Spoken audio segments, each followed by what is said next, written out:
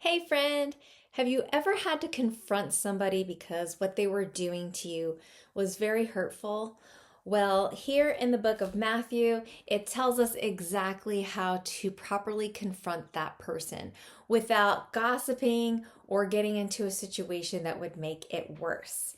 In Matthew chapter 18, verse 15, it talks about dealing with a sinning brother.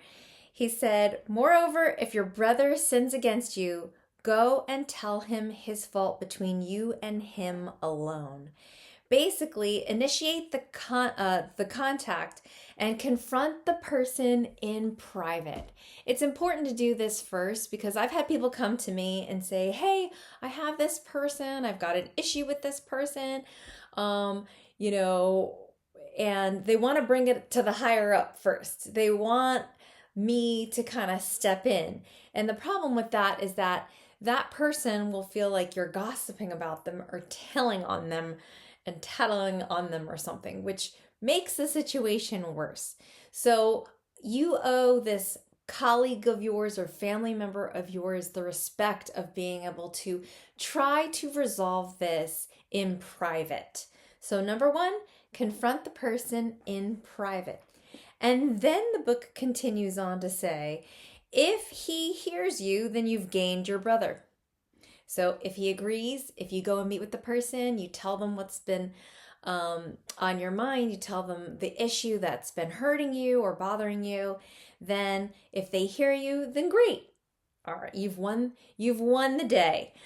But verse 16 says, "But if he will not hear, take with you one or two more, that by the mouth of two or three witnesses every word may be established."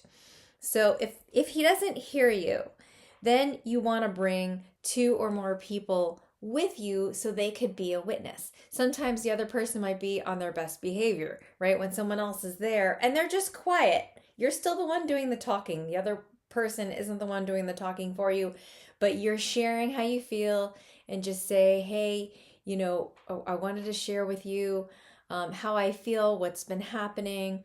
I've brought this other family member or coworker with me because I just wanted them to be here for support, to kind of hear us both out and share with them what's going on."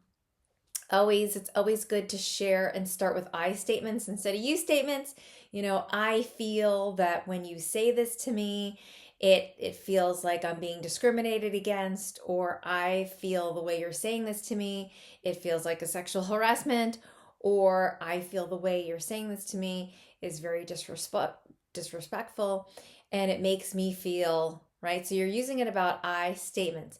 It's okay to state the facts. You do then want to state the facts. You want to say, "When you said this, it made me feel this way," right? So state the facts because it's important to, relive the moment with that person so they remember what the heck you're talking about instead of just making a blank statement like, "Oh, you're always so mean," or "You're always so rude," or "You're," whatever you say is just so derogatory towards me. Instead of saying that, you want to state the facts. "When this happened, this is how it made me feel." Or "The other day when we were having a conversation and you said this is how it made me feel." So you're stating the facts.